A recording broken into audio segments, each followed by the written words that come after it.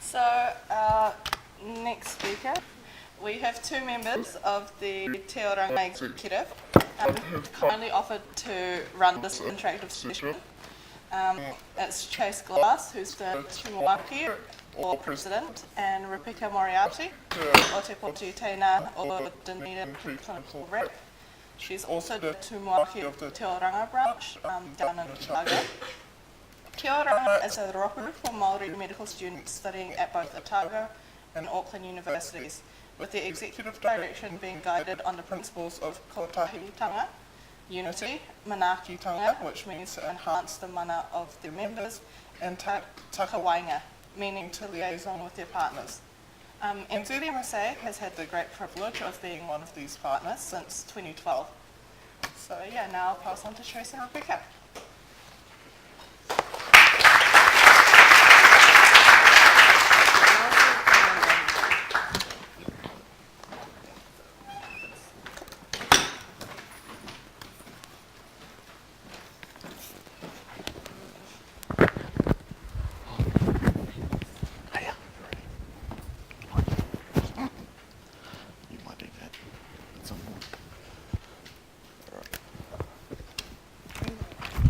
Sorry. So kia ora mai tātou, ko waio, ko horu i ki te maunga, ko whakapara te awa ko ngā toki mata whaoro te waka, ko whakapara te marae ko ngā te hau te hapu ko ngā puhi nui tonu te iwi. Nā reira e mihi ana ki a koutou katoa ngā tauira rato o te motu, e tino hari kua hau ka kite atu ki a koutou, me taku kōrero ki a koutou. Engari, kia ora, my name's Chayce. I am a proud descendant of a couple of the northern tribes of New Zealand, so Ngāpuhi and Ngāti Wai, probably the biggest mouths in the country. And it's probably only fitting that I get to deliver something at CLF, considering my iwi background does dictate that I do have to shout and make my voice heard quite a lot. I'll let Ripeka introduce herself. So she's my Dunedin preclinical rep, so has the title of o te poti teina, and also is our Tumawaki of Toko, which is the Otago branch of Te Oranga, and they do a fantastic job down there, and I hope to be able to emulate that within the different regions that exist. So, Ripeka. Cool. Kia ora. Oh, that's really loud. He mihi nui kia koutou katoa. Hi guys. My name's Ripeka. Like Chayce said, Tumawaki of Toko, which is Te Oranga ki Otago, which is just the Otago Māori Medical Students Association. Ko Ngāti tō, te iwi, so I'm a proud Wellingtonian, Poriroa, so go, Hurricanes, sorry, Highlanders, but we're not in that territory. But so I'm just here to tautoko Chayce and help them out. I really appreciate Ripeka coming up.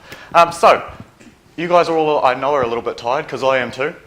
So what we're going to try and do is keep this a little bit more interactive than having me sit here and rant on about you about some topic that you might not be interested in. So what I've called this talk today is called Amorangi ki mua. So there's a whakatauki in te ao Māori ko te Amorangi ki mua, ko te hāpai o ki muri. And roughly that translates as there's leaders at the front, but they're the community that you stand in front of that is all behind you. And it's actually that part of that whakatauki that's more important, that there's a whole lot of people. And before I start off my kōrero, I must say I am a representative of 350 Māori medical students across the country, which is a historic number. We only got our first doctor in 1904, graduated from Otago. That was Te Rangihiroa. And look, there was a handful of Māori doctors that came in until 2012, and then it went boom. And now here I am as the fourth year in charge of an association that looks after 350 Māori medical students. It's quite a cool, historic thing to sort of think about. So before we start, I just wanted to pay homage to sort of our tupuna that have come before us, so the likes of Te Rangihiroa, Maui Pomare, who sort of led the way to develop to the point where we now have got 350 Māori medical students and an increasing number of Māori doctors. So, yeah. Cool. All right, so I'm going to need some volunteers. So what you're going to do is you probably have to, I'll get Ripeka to stand over there, you have to come down. Basically, I'm going to get you to read quietly in your head, because I don't want you to give the secret away, but I've got a couple of tasks for you to do on my computer screen that basically what you're volunteering to do is come down, read, and then go back up and do what is said on there. So to start off with, I need 2 volunteers, preferably a male and a female, and it'd be really good if you're from Christchurch. So I'm looking right over in that corner there. And if not, I'll pick you. So. But if there's anyone, there we go. So we've got 1 male volunteer and we need a female volunteer.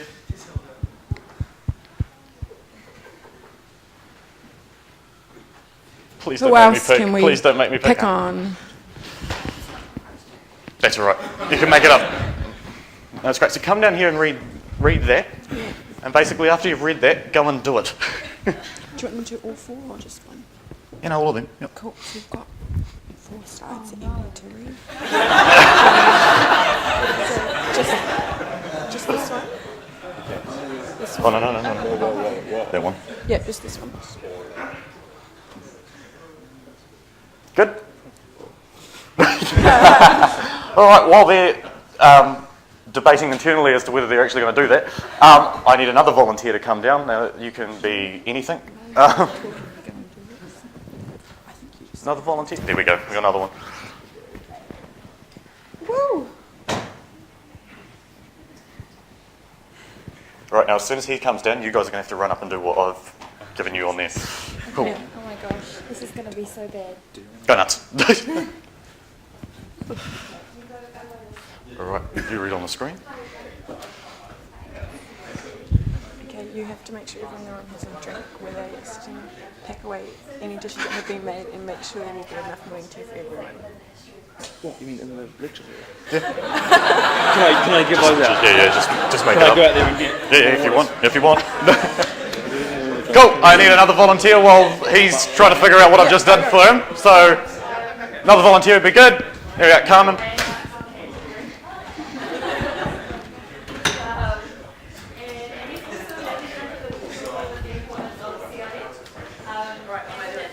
No, just reading the screen. You need to check every chair in the lecture theatre is not squeaking, empty all the rubbish bins in the lecture theatre, and help Chayce figure out how to use the projector.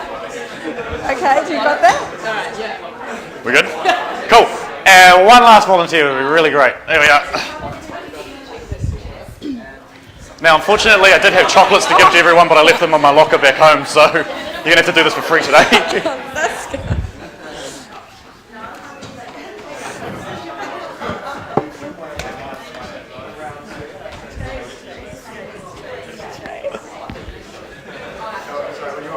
Just read this. Okay. Just support them. Just support them. Cool, so I'm going to give them another 2 minutes to do that. See, the great thing about this presentation is I don't actually have to do anything. All right, that'll be enough. We'll just go and try and get it done. Sweet. Cheers.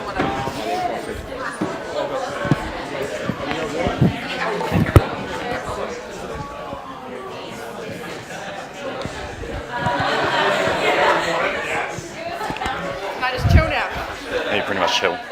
You good? You good? You might want to check if Anya, Ajda needs something.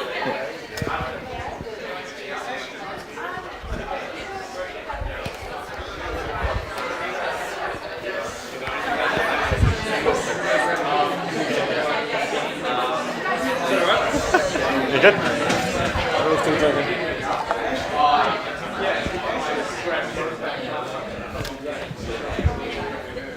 All right, just on the benefit of time, because I'm pretty sure you guys want to have morning tea and not have me rambling on for another half hour more than I need to.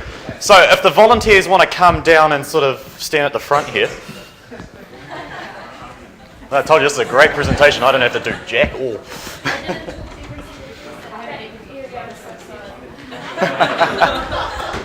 Okay, so if the first 2 volunteers want to come here, and if there's a microphone, that might be easier.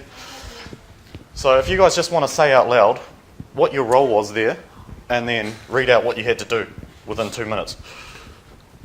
Okay. Well, the role was to greet every single person in the room, find out where they're from, tell them information about the history of Christchurch, the importance of CLF, and the landmarks of Canterbury. Do you want to read the rest? And then we were just trying to make sure that the lecture theatre was set up appropriately for everybody and that everyone was feeling happy here. But I feel like I forgot the instructions. And like I just, It's fine, I it's don't fine. know. I think the important thing was these two were called, I termed these guys the welcomers. Okay, so they went out and did their job pretty well, I think. Given I just chucked that on them and they had to... You're from Auckland, you're from... Christchurch. Okay, so we had one person not from Christchurch having to talk about Christchurch. I could say a lot about Christchurch. Crusaders are a shit rugby team. All right, now thank you very much. We'll give them a round of applause.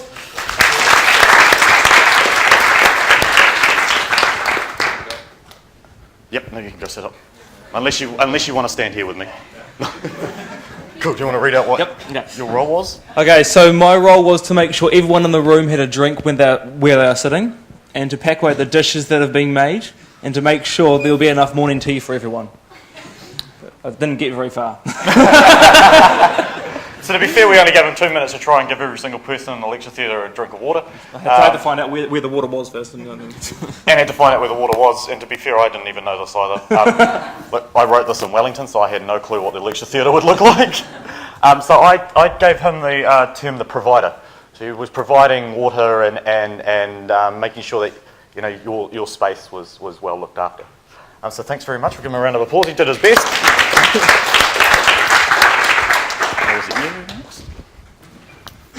Okay, so I was facilities manager. So my role was to check that every chair in the lecture theatre was not squeaking, to empty all the rubbish bins in the lecture theatre, and to help Chayce figure out how to work the projector, which... It's up on a wall. It's up on the wall. It is working. I did worry that I couldn't figure it out. Yes. Sweet.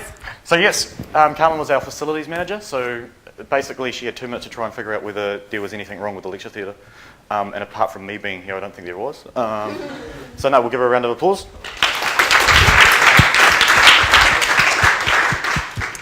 Kia ora. My job was basically just to help everyone. So I turned him the accounts manager. So it's quite funny because all accountants really do account money to sort of make sure the rest of us can spend it. There's no accountants in the room, is there? Cool. All right. So that was... So who found that just a little bit... What the hell are you going on about, Chayce? The point of that was to sort of give you an insight into where leadership exists on a marae. Now, within Māori society, probably the central point of every whānau is their marae. And within every marae, there are different roles that need to be undertaken, and those are often not recognised as leadership roles within our own people. So I wanted to sort of give you a bit of an oversight using those sorts of ideas as to what leadership looks like in Te Ao Māori. So, our welcomers. Now, who here's been to a marae? Everyone should have been to a marae based on Hawana Māori teaching. Cool. So, you guys are all aware, you go through a pōhiri process, you'll have a kuia that'll do a karanga to call you onto the marae, and then you'll be inside and you'll get a kaumatua. That's great. And you'll get a kaumatua that'll talk to you as well. So, those two are doing the job, they function as welcoming people. Okay? So, with those sort of, that list that I gave our volunteers of, finding out where people were from, telling people the landmarks of Christchurch and the history of Christchurch, and then making sure the lecture theatre was set up appropriately. These are what our kaumatua and our kuia do on our marae. Now, leaders in a sense, because that is quite a difficult challenge when you're in a marae setting, because you're welcoming people on that you've never met before, you're using te reo Māori, and some people's level of Māori understanding can be a bit different. So you've got to find ways of working out where everyone's from, what they're doing here, etc., etc. So that was sort of the role of the welcomers. And so I thought our volunteers did a very good job in trying to welcome you all here today. Now, we did have Susan Pitama that did it formally, but just another way of getting to know everyone. Our next sort of volunteer was the provider. So you can liken this to a kitchen chef on a marae. So the provider has to make sure that everyone that comes onto the marae after the pōhiri is fed. Now, in terms of a tangi, that can be up to nearly 5,000 people that come onto a marae, and every single person needs to be fed, needs to be watered, and food and water obviously requires making a whole lot of mess with dishes, and so those dishes need to be done as well. Now, one person can't do that job. Okay, so that person needs to have a team that they work with. And in essence, they're one of the more important leaders on a marae. So we've got sort of our kitchen chef that does the role of providing food. Okay?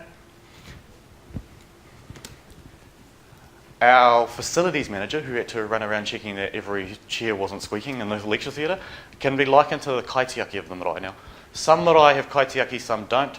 It's all very fluid as to whether marae do have them or not. So the kaitiaki's main job, so if there's something, you're about to have a bit of a meeting at the marae, my one, this is a picture taken at my one at home. We have to check that there's water in our tanks. So if there's not, we have to grab the big pump water from the river and up into our tanks so we can get everyone washed, showered, toilets flushing, etc., etc. Lawns need to be mowed. Sometimes the carvings need to be painted. Sometimes the floors in the kitchen need to be mopped. There's a whole lot of different roles that this person has to undertake. And once again, not one person can do every single thing like that within an hour. So they need to have a team, and that team needs to know where to go, what to do, and is managed by sort of a kaitiaki. And then our last person is sort of the accounts manager, and I'll call them the kaiwhakehaere in this sense. So they're kind of the director of where things are happening on the marae. Now, marae are obviously a not-for-profit sort of organisation, if we can put it in a sort of Western sense. Marae are there for the use of whānau. Okay, so they're not there to make money, they're there to stand strong so whānau have a place to go no matter where they are in the world.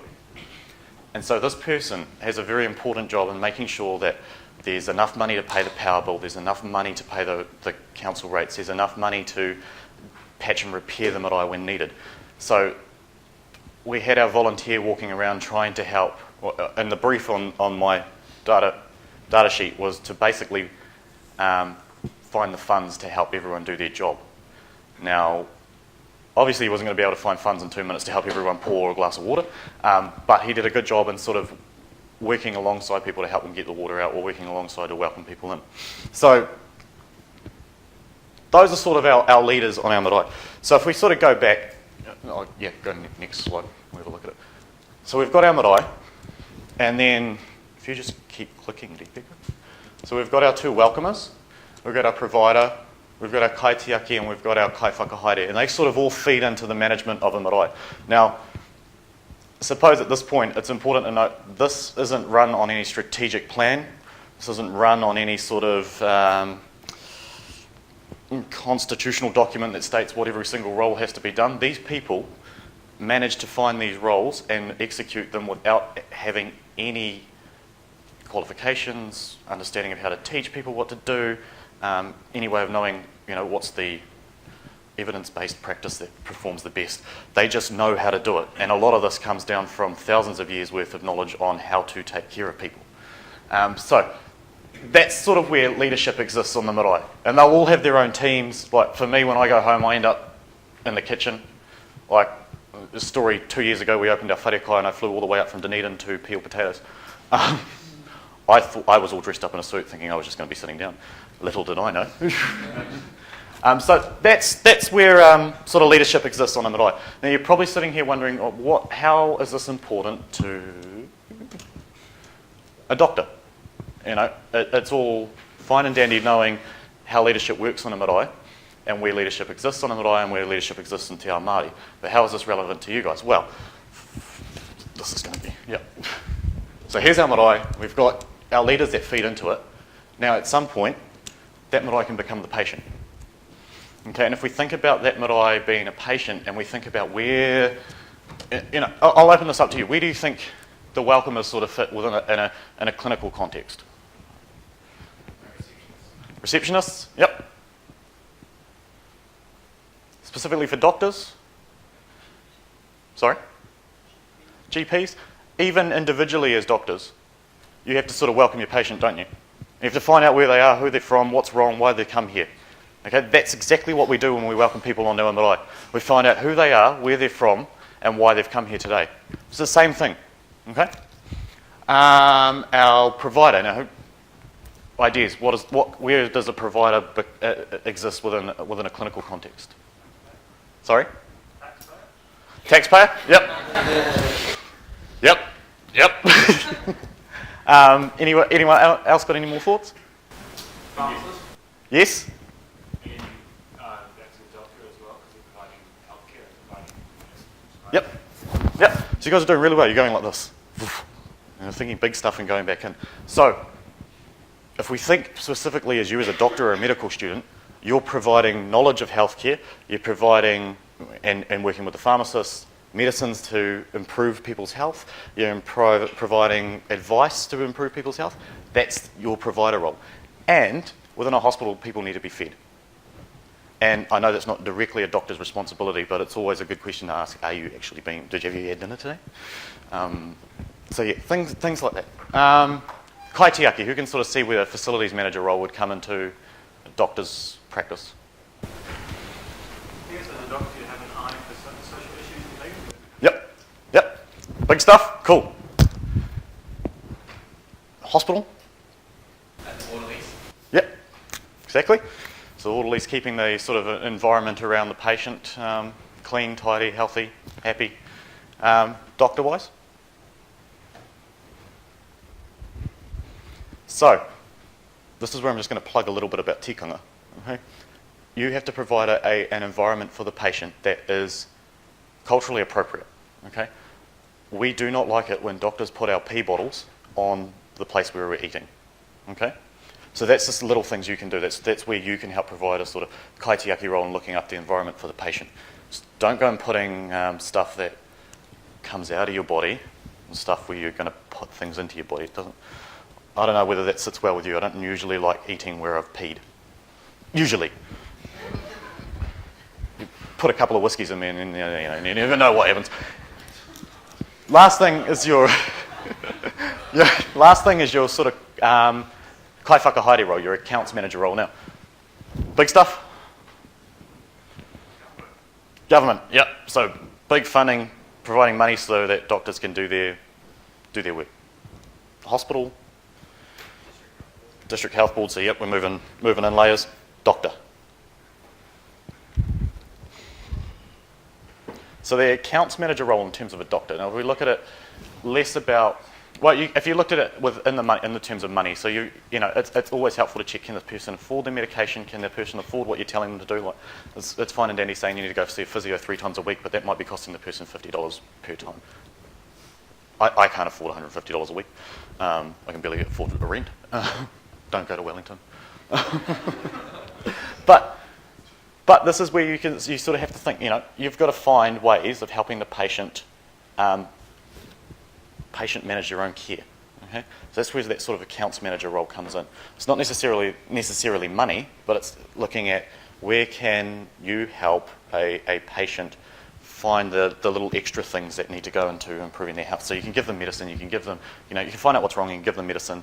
You can make their stay in hospital comfortable.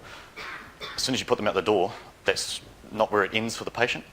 That's not where it ends for, it's just not where it ends. There's a whole lot of things that have to go on afterwards. So, does that make sense?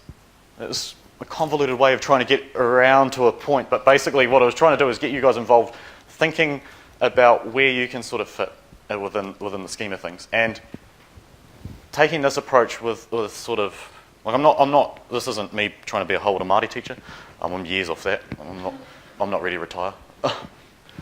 But just thinking about big picture stuff is where you can sort of fit and help out with helping looking after a Māori patient. Now, if this makes it easier, conceptually easier for you to figure out what's sort of the best way for you to care for a Māori patient, then you can start chucking in everything else that Holder Māori teaches you. So your mehana Māori and your wharetapa whā can all start fitting into this sort of stuff.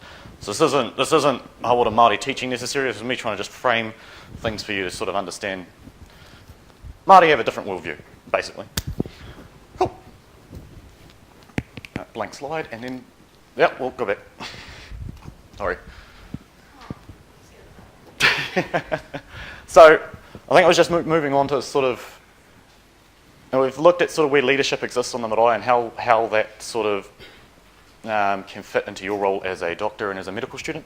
Now, you might be sitting here thinking, I've put this up, the 3 main attributes of a Māori leader. And I just wanted to have a quick talk about what that looks like, what a good Māori leader looks like. And this is my opinion.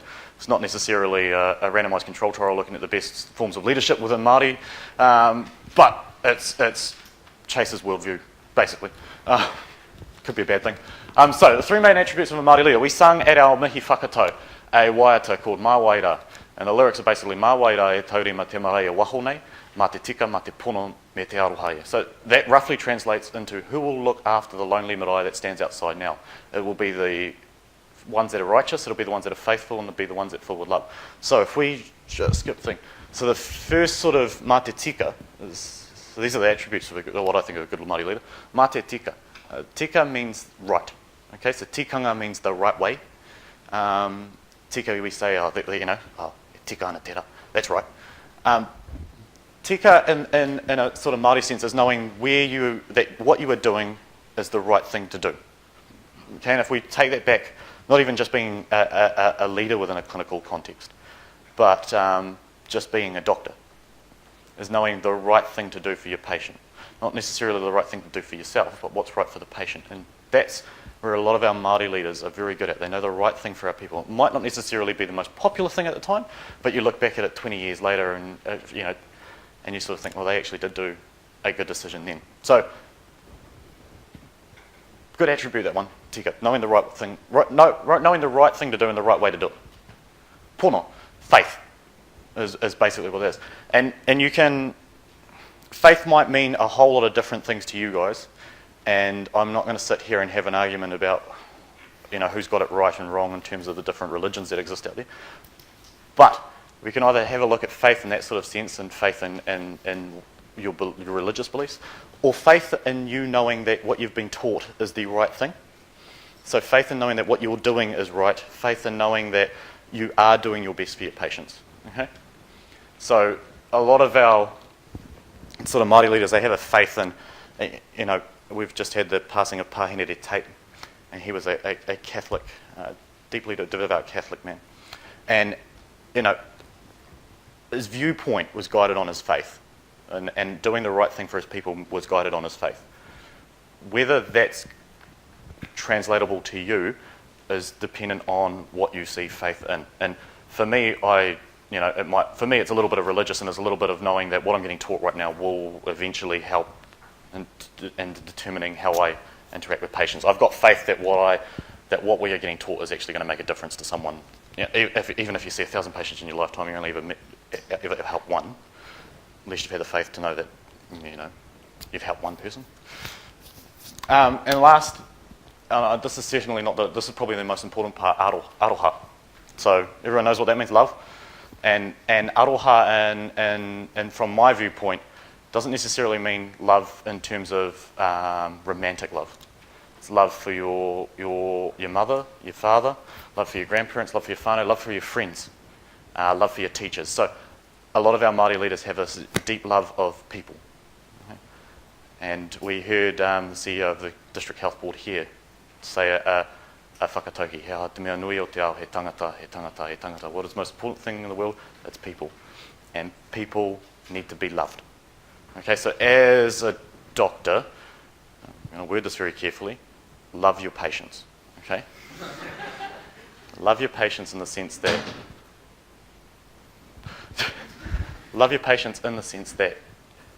they are people. You're treating them on that people level, and that aroha you're showing them is you just showing that you recognise them as an individual with individual talents, with feelings, with emotions. They're not just a body lying in a bed, okay? So show that aroha to them. So repeat after me, tika, so the right way, pono, the faithful way, and aroha, the loving way. So go back in the hospital and try and practice that.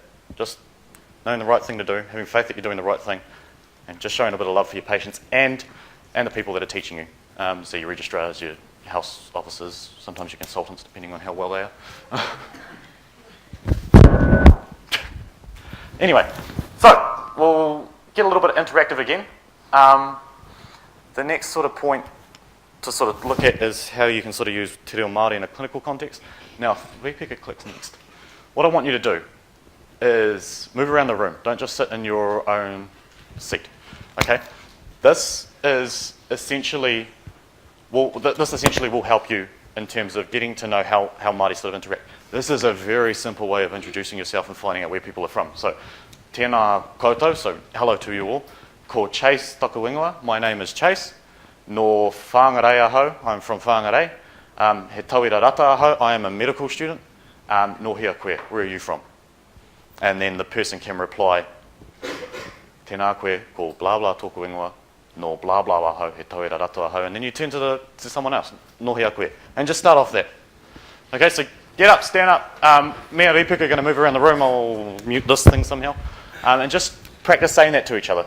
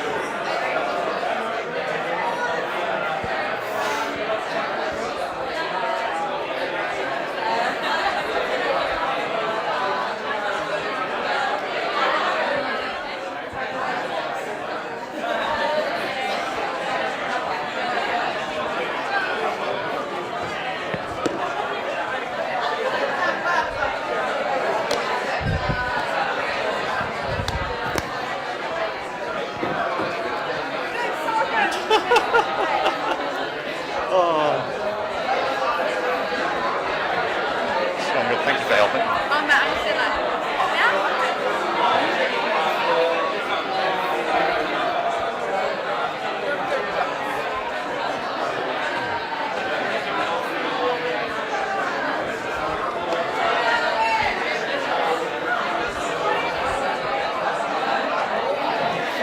Kia ora. Kia ora.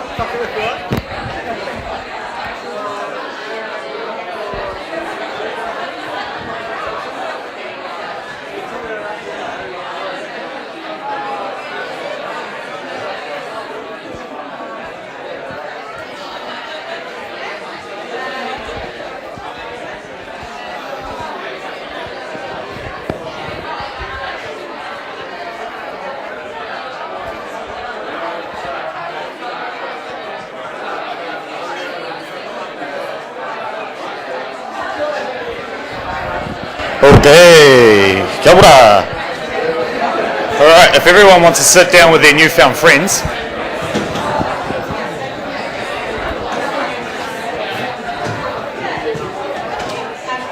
No, just leave it up.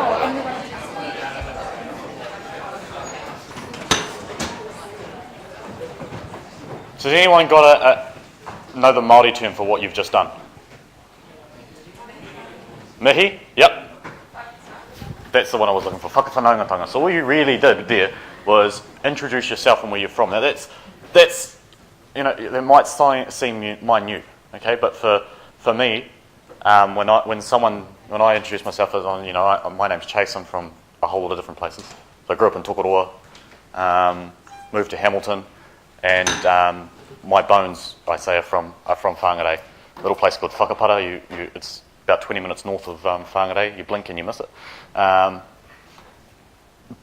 based on that, people can start identifying where I'm from, and that is a little bit of an insight into building rapport with a person, in essence. And we'll try and use some medical terms here. But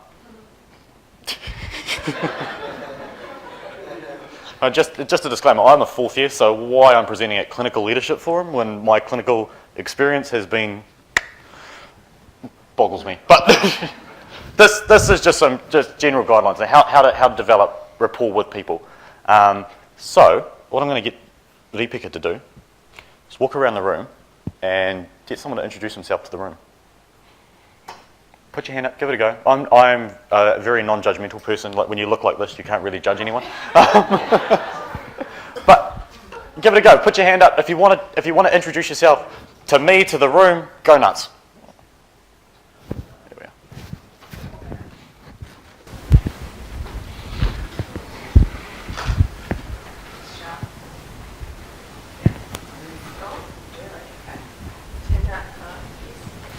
No. So to me, tēnā ko Molly, tapu ingoe, ko no Hirotonga, but kind of stuff. Aho. Yeah, toira rata aho. No, yeah, where? Kia ora. Would anyone like to respond to that? There we go, we got one up there. Tēnā koe Molly, ko Laura tapu ingoe, no Matenga aho, yeah, toira rata aho. No here koe. Cool. Who wants to respond to that? Kia ora, Laura. Ko ngangi ko whakatū tapu e koa. No. Ko John tapu e koa. No ngangi ko whakatū aho. No he koe. One more can respond. Probably from this side of the room because it's gone a bit quiet. There we go. Tēnā koutou everyone. Ko Misha tapu ingoa. Ko Tanaki Makaurau aho. E toira rata aho. Kia ora. So thank you very much for those guys who just volunteered to do that. You know, don't know how beautiful it is to me when I get to hear people speak my language and in a sort of medical sense. Like you don't often hear it, so it's really cool to sort of that you guys have given it a go. So basically, what I could do there is I can now sit there and talk to someone about where they're from. So we know Molly's from Hirotonga, south. We're south. What's that? Well, I should have said Waipawa. Oh, there we go. Yeah, it's just that. Kind of. So I've never been there. But what I can do is, what's it like there? Kind of like it's only with it. Right. Can you see where this is going? You see where this is going? As you say, oh, I come from a place where you blink and you miss it too. A real awkward conversation in front of everyone, but you know. So now, you know, I know where she's from. She knows where I'm from, and you've got that little bit of a relationship building there. Right? Got Lauren up the back who's from Whakatane, and I can sit there and go, my flatmate's from Whakatane. Do you know her?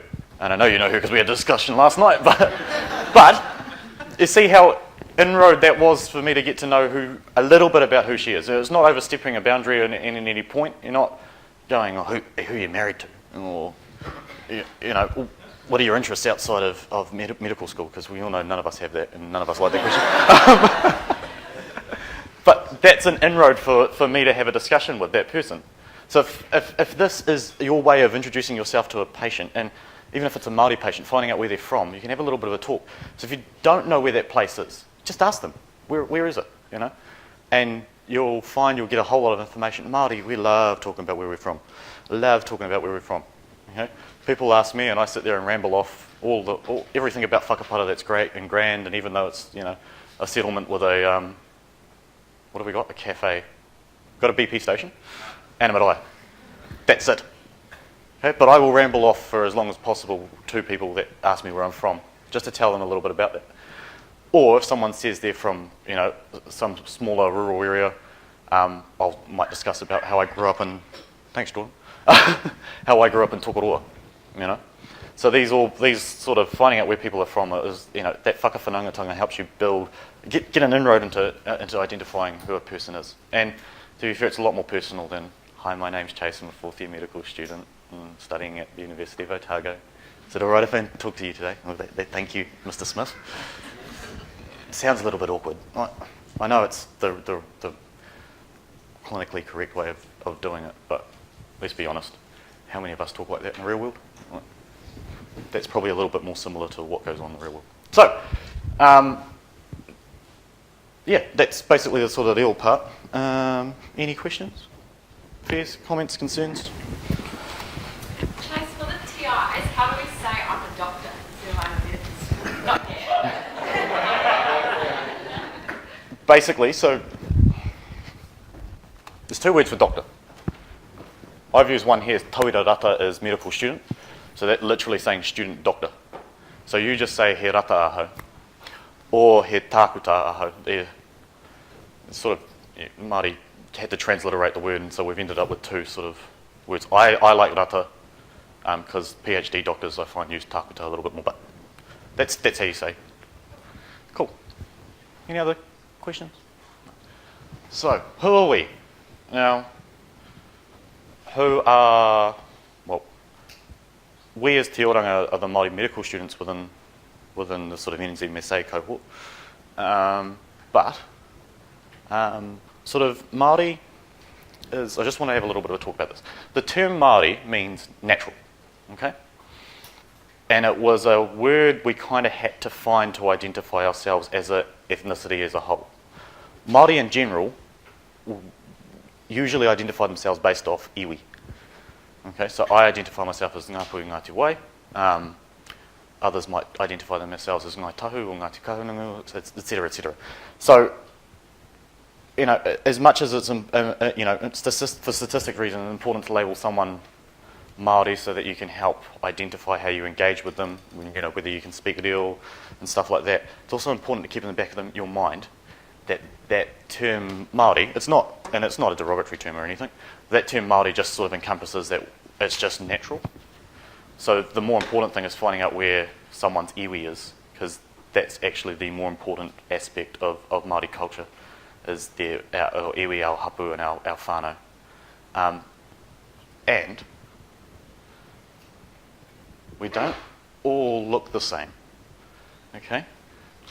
Did have interesting times with a consultant who couldn't really figure out that a pale, blonde-haired, blue-eyed individual lying in a bed was Māori. He's having a very difficult time understanding that. I suppose my last little plug is find out from the patient where they're from and delve into that a little bit more. Don't just rely on looks. Okay, so just to explain, this photo was taken at Reo Wānanga last year. Reo Wānanga is a weekend away for Māori medical students from across the country to go and experience and learn a little bit of reo. This is a photo of the group that went to Motueka. And as you can see, very different. Everyone's very different looking. We've got people that are blonde hair, blue eye. We've got people that look like me who are quite pale. We've got people with ginger hair. We've got people who won't burn in the sun. We've got a range of, we all look very different. I suppose the point I'm just trying to plug here is just don't judge people based on what they look like as whether they're Māori. And don't judge that as their level of Māoriness, if that makes sense. I find it interesting when people sit there and go, well, they're blonde hair, blue eyed, but they can kōrero Māori, that's unusual. I was like, no, but they're Māori, they can do that. So, yeah, don't just walk away and know that Māori patients are a range of different looks, okay? Due to people moving to the country and having children with us, I've got backgrounds with being Irish and Scottish and Croatian and Moravian and Bohemian, and we can keep going on, okay? But I am happy to stand here today and say I'm Māori, I'm from Whangarei, okay? It doesn't matter what I look like right now. What matters is that inside I have the blood of famous chiefs, famous warriors running through me, and that's what makes me Māori, not what I look like, okay? So, thank you very much for listening. I know it might have been a bit of a ramble. I hope you can sort of take away some things. So just remember that sort of, I haven't actually done some summary slides, but just remember that sort of model of looking at a patient can almost become a marae, and what sort of roles have to fit in to make that patient feel comfortable. Remember that some of the best leaders within Māoridom are guided by tika, pono and aroha, so righteousness, faith and love, and try and use that as a doctor. And the last point is give reo a go. Give it a go. Okay? I don't judge when people come to me and try reo, and they, people find really difficult to get out of their tongues. I don't judge people for that, but it's really cool that you come to me, try and say, hey, I'm having difficulty, can you teach me? And I love that, because what that tells me is that I've got some of the best colleagues in the country that are willing to come to me and say, hey, I want to learn your language and I need your help. For me, it's more important than anything else. So thank you for those guys who tried today and did it in front of the group, and thank you for everyone for giving it a go. So, no reira, tēnā koutou, tēnā rā tātou katoa.